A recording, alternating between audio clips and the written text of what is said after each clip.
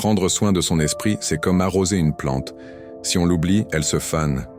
Mais si on l'entretient chaque jour, elle s'épanouit. Julien avait 35 ans et en apparence, tout allait bien. Un emploi stable, un appartement agréable, des amis avec qui sortir le week-end. Mais à l'intérieur, il se sentait constamment sur le fil. Chaque petite contrariété devenait un poids énorme. Le stress ne le quittait jamais vraiment. Il dormait mal, s'énervait pour des détails, et cette fatigue invisible commençait à ronger sa joie de vivre. Un soir, après une dispute insignifiante avec un collègue, il rentra chez lui vidé, le cœur lourd. C'est ce soir-là qu'il comprit que quelque chose devait changer. Non, il n'était pas malade, ni en dépression comme certains auraient pu le penser, mais il n'était pas bien non plus. Et c'est là qu'il réalisa une chose essentielle. La santé mentale ne se résumait pas à l'absence de maladie.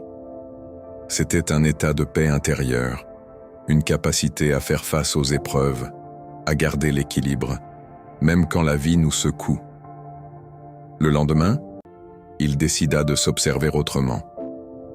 À chaque fois qu'il se sentait oppressé, il fermait les yeux, inspirait profondément pendant 4 secondes, expirait lentement et recommençait plusieurs fois.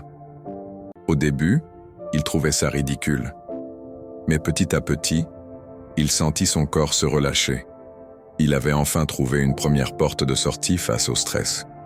Les jours passaient et Julien cherchait d'autres moyens de reprendre le contrôle. Un matin, alors qu'il buvait son café devant les informations, il remarqua que ses pensées se chargeaient d'inquiétude avant même d'avoir commencé la journée. Et si le problème venait aussi de ce qu'il laissait entrer dans son esprit? Ce jour-là, il remplaça son journal télévisé par un podcast inspirant.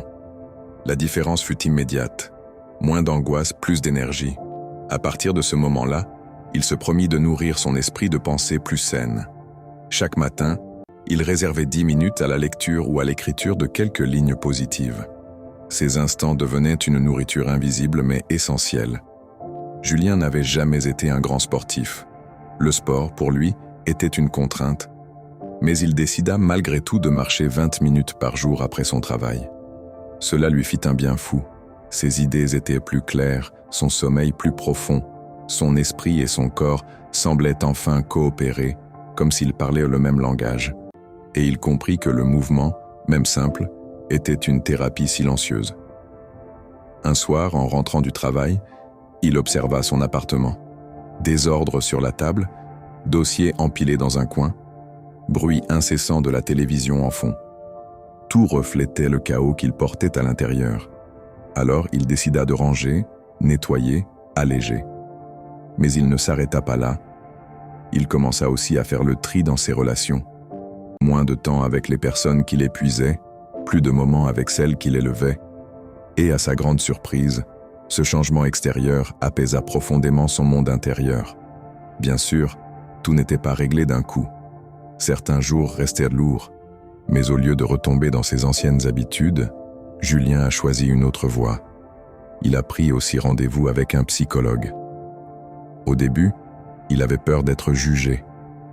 Pourtant, dès les premières séances, il comprit que demander de l'aide n'était pas une faiblesse, mais une preuve de force.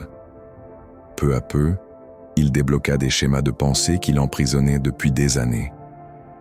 Aujourd'hui, Julien commence chaque matin par un petit rituel. 5 minutes à peine. Il ferme les yeux, respire profondément, exprime 3 choses pour lesquelles il est reconnaissant, puis se fixe une intention simple pour sa journée, comme « Aujourd'hui, je choisis la paix ». Ensuite, il s'étire un peu pour réveiller son énergie. Ce rituel n'a rien d'extraordinaire, mais il a changé sa vie. Ce qu'il a appris, c'est que prendre soin de sa santé mentale n'est pas un luxe, mais une nécessité.